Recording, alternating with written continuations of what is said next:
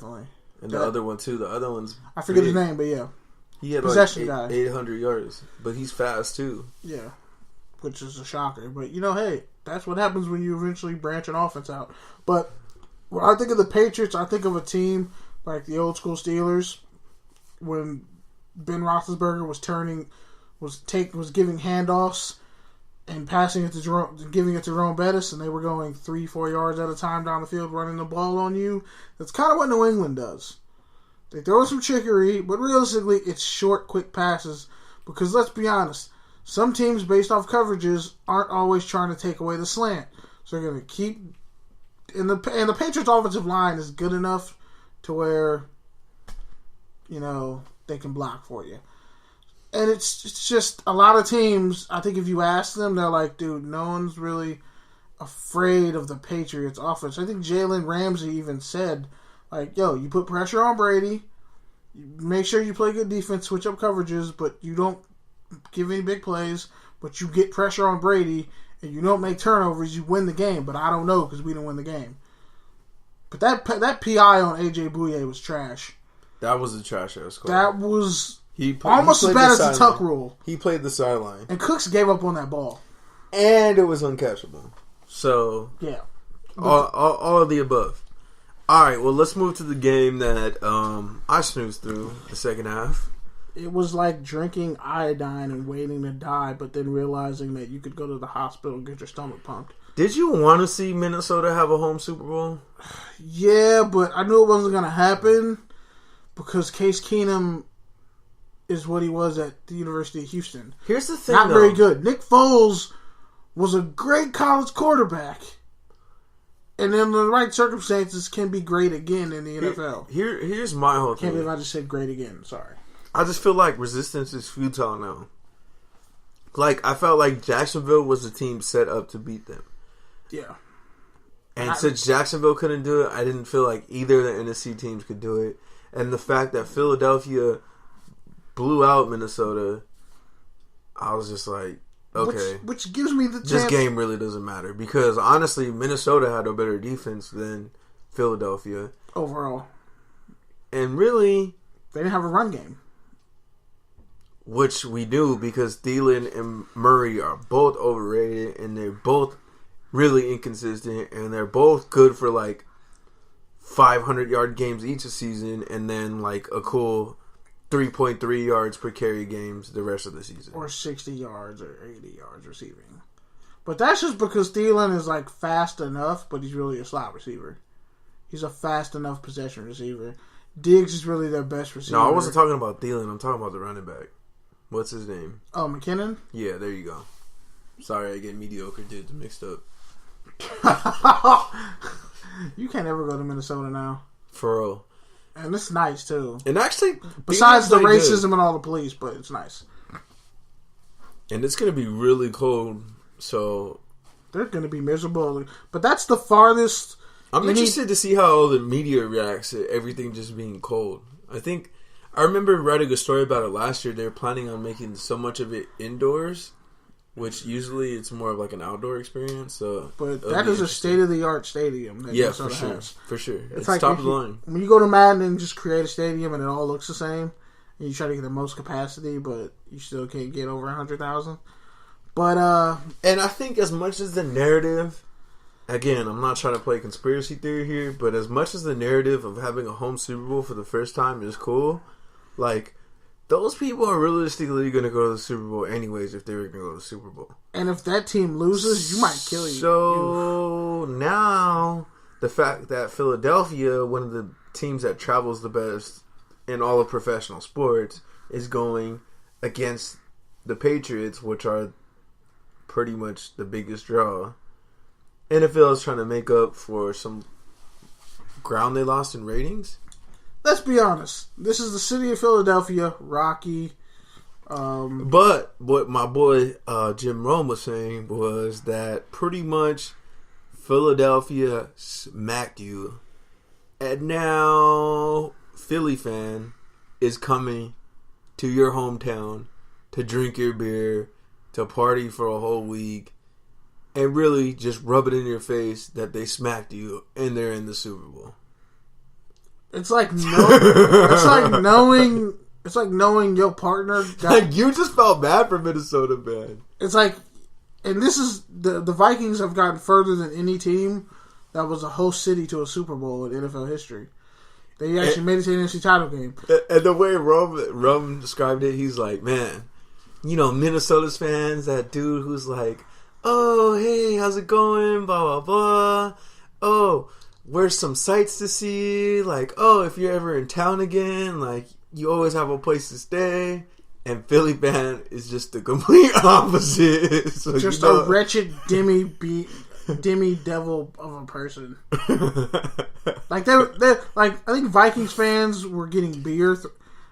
Vikings fans were throwing beer at Eagles fans. No, Eagles fans were throwing beer at Vikings fans. You can see the video. They're just throwing beer. Like, you want a beer? Yeah. Shoomph. Just full speed, pelting people with beers. Well, he was saying, pretty much, if Minnesota wins, Vikings fan would have been like, oh, no worries. You guys had a great season. You'll be back when Wentz is back. Like, blah, blah, blah. But nah, Philly fans going to be like, fuck you, you guys suck. I own you. Yeah. Your girlfriend likes me better. This is one of those moments where it's like... Which, by the way, tangent, can we shout out Meek Mill, please? Thank you. Free Meek Mill. Like, I saw white dudes getting hyped singing Meek Mill, and I was like, almost cried. I saw the coach getting hyped to Meek Mill. I almost cried, yo. Like hood tears. So, like, not on the outside at all. I really just looked dark and brooding at the corner of a wall and just turned on some hip-hop. Yeah. Just, it was beautiful. Corey Clement, like, I don't like Wisconsin running backs, but he was so hype. Like, I got hyped. Like, I started rapping Dreams and Nightmares. I was like, damn. Maybe Jacksonville didn't play enough Kevin Gates? No, they didn't play enough Lil Duval. Kodak? They didn't play enough Lil Duval. They didn't play enough Ace Hood. They didn't play enough T-Pain. T-Pain's from Florida? He did stuff out in Florida. Okay, that's not the same thing as being from Florida. Bro, he did shows in Florida. You tripping. Okay, he's loved in the South. He's loved in the South. It's not where it's LA where it's like... Everyone's loved in the South. Not everyone. Not Joe. Not Marlon Humphrey. Okay, so... Can I bring the story up or not? Nah, let's wrap this segment up because we already spent like half a podcast talking about old stuff. We still got new stuff to talk about. On the Touchdowns and Tangents podcast. So, KB, real quick, is there any scenario where you can see the Eagles actually beating the Patriots? Tom Brady has a heart attack and dies in the middle of the field because God is sick of his shit. Wow, okay. Or the devil's like, I want my soul back. I want Philly to win. They know how to raise hell better than you do. I'm in. I'm in. Philly, he's like, I'd rather I can get a 2 for Jack 1. Black just takes over Justin Timberlake's set on the Tenacious D. Just takes over for Timberlake Justin Timberlake. tears his ACL on stage. They just have the guitar of Satan and just rock out, and Philly wins. I hope AC/DC and comes Conor out of nowhere. McGregor comes and just knocks out Floyd Mayweather. That's not going to happen. Why would you say that? You Cause can't beat him in a fist fight. No, because some fan called in and was like, "We're the best ever." That's your Irish accent? No, he was like, "We're the best ever. We're Mayweather. The Philly fan is McGregor." Philly fan is a black dude eating a cheesesteak wearing Timbs. But he's saying that they're just loud and obnoxious. Just talk smack and have no, the white ones are loud and obnoxious. The black dudes in Philly. Have you seen every hip hop movie with black dudes in Philly? The movie ends with everyone gets shot. Okay, bro. We on this. You're just scared of Philly, aren't you? Yeah, man. I was watching the Philly movie on BET last night. I was like, bro, so that's how it ends? He just dies? I don't mess with the city that invented gangster rap. Let's just put it to you like that. Gangster rap first off. Actually, they did, yeah. Gangsters are in every city. Yeah, but they invented gangster rap. First off, I'm going to stop talking crap about Philly because Black Thought is from Philly. And he's like my favorite rapper. Cassidy's a battle rapper. He's a great Don't disrespect Cassidy, bro. But really? Cassidy has bars. Bro, he's a better battle rapper. Cassidy has bars. He's He a does. mixtape rapper and a battle rapper, yes. But he I has would- bars, and he'll body anybody. If in a fight to the death, okay, if I gotta pick anyone against someone and the concept is battle rap, and if I lose, I die, I'm picking Cassidy. Because at least I know it's gonna be really hard to go. But if it's albums, I'm not picking Cassidy. Alright. So That's a whole nother topic, though. Alright, so let's move on. There's the school bell. Let's move on. So let's play a game we always play. Take or Tangent. It's very simple. For those of you who never listened to the Touchdowns and Tangents podcast, we'll talk about a topic and we'll either take it somewhere completely random that no one has really thought about. That's called a tangent.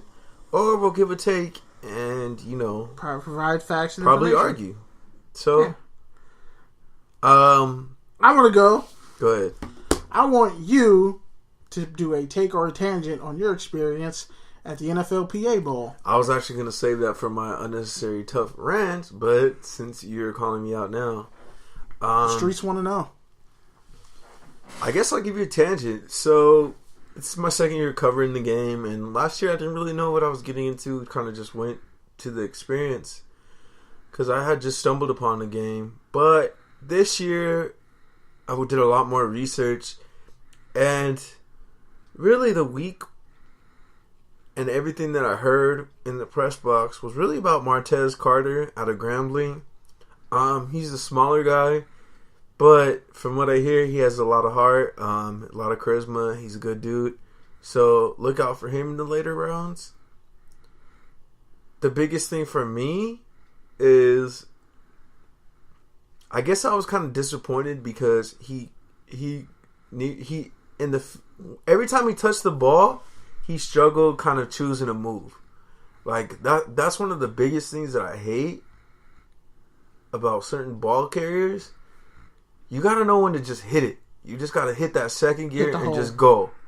But some people, they try to dance. Some people try to run through you. Some people, it's a careful balance. You have to know when to run through someone. You have to know when to juke someone. And I think for him, he's so used to being the fastest guy, the most explosive guy on the field. And then at that level, an all-star game, he's really not. So he didn't struggle with the speed of the game, but he wasn't dominant. He was thinking too much, and also Exactly. I saw a video of him having a game-winning, I think it was a kick return for a touchdown in the game. I saw that too. And I didn't like his ball security. Pause. Usually with running backs, you want the ball to be high and tight. High, wedged in your forearm, and really But to be fair, that's only an all-star game, and that's only one highlight. So yeah, but when I saw it, I was like, I hope you don't carry the ball like that. Because in the NFL, that ball's getting stripped, and it's a fumble. For sure. If he runs the ball, he ran like...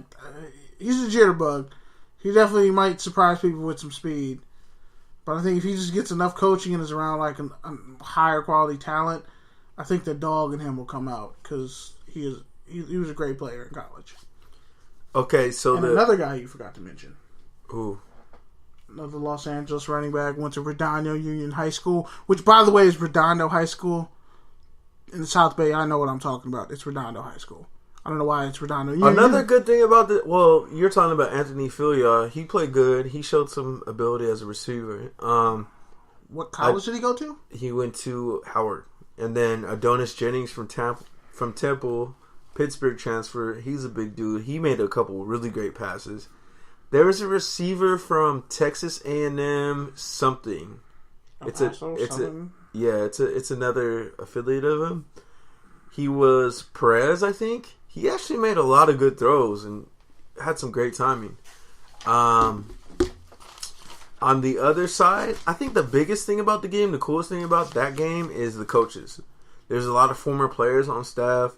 Torrey Holt, Chris Claiborne, the GOAT, Jackie Slater.